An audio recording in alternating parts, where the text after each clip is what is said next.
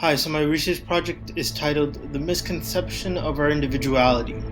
So basically, I'm going to give you an overview of my project and what I've learned this semester. So, I start off by talking about modern North America and how the production of capitalistic goods are present, that our social and political thoughts are formed about what we see around us. And basically, this goes to show that advertising and overconsumption have overrun us in North America, that what we think, what we believe in, what our societal opinions are formed around become of us. So, the questions that I need to address is, does this mean that we are original? Does this mean that we don't have any concept of individuality? Do we not have thoughts of our own? Are we really subjected to advertisement and industry? Which is a question I think that everybody should relish around. Can we even maintain our individuality while conforming to society's capitalistic nature? And the example that I gave was an advertisement that I saw, which describes in detail, if you want to be successful romantically, you need these clothes, you need to buy these clothes, and then society will perceive you as available, as a partner willing to give and show. And this categorization brought in by the market and industry shows that we have no concept of individuality and we are maintained by society's ignorance. My research question itself addresses the concept of advertising in North America, such that it disregards our individuality and manipulates our thoughts.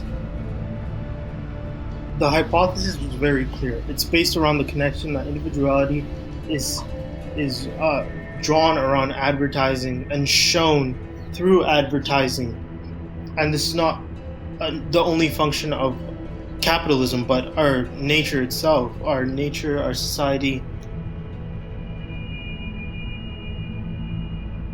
So the first thing I wanted to address is, why is advertising so powerful? Are we what others make of us? Do we buy products for ourselves? And so I went to find scholarly sources, and the first source I found was of Professor Sid Jali, and his article, Advertising as a Religion and the Dialects of Technology and Magic. In this article, he reappropriates the meaning of advertising as a societal perspective. What we do, what we find significant, is society's construct. It's all based around the imaginary construct of symbolic meaning. We find and debate discourse through and about objects.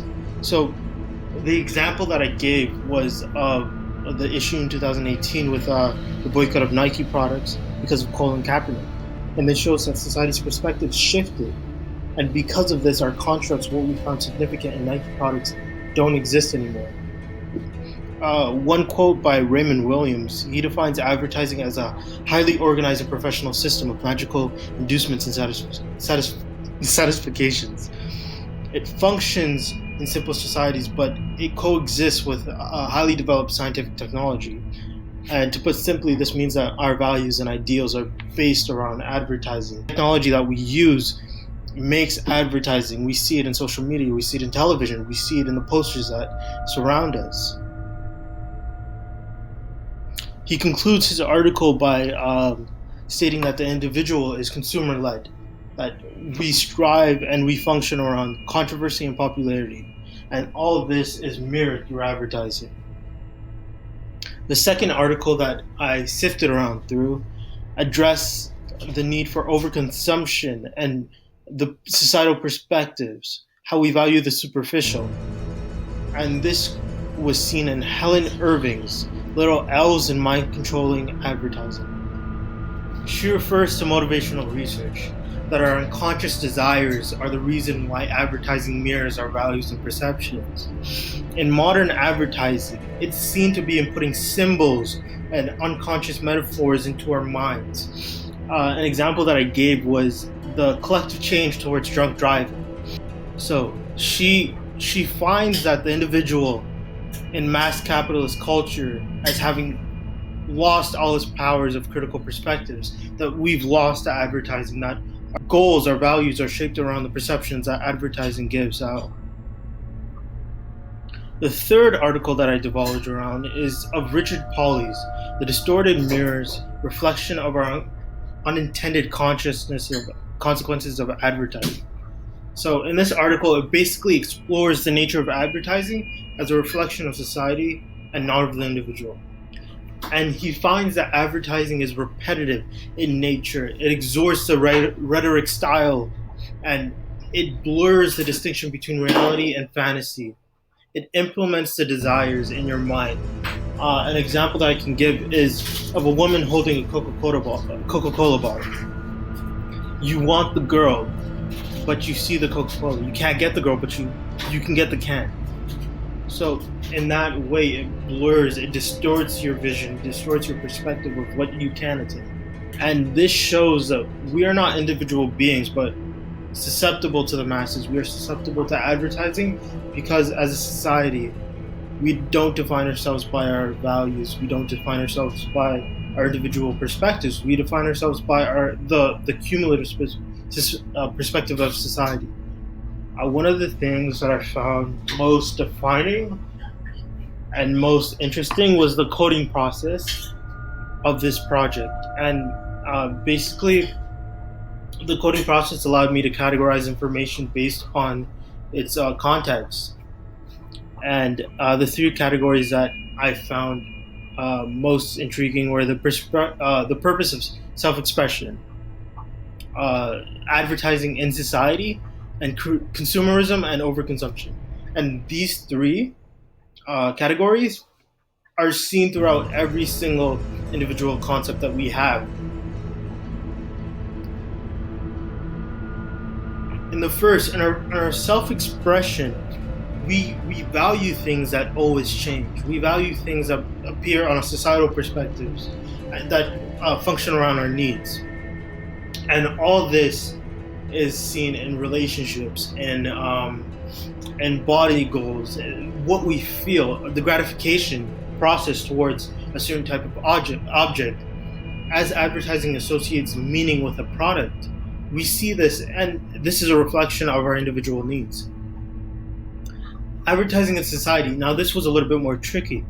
Advertising itself is based on the psychological. It implements what you want and reflects that. As I said before, it associates a product with meaning. If that product doesn't have meaning, it's meaningless. Products itself are meaningless, but because of that imaginary meaning that is placed on it, it now has meaning, and that's the overconsumption that we see, which leads me to the third category: utility, industry, and function. Utility is what the product can do for you, which is varied in meaning and definition. Industry is all about money. It wants you to buy your product. So the function itself is irrelevant, but it's mirrored as important. It's given that value as important. What I've learned and what I've found through categorization of the information is that advertising adheres to social change. It's a reflection of society. And as such, it disregards the individual perspective. One thing I concluded, or one thing that I can state about this project, is that in meaning, it's not unique.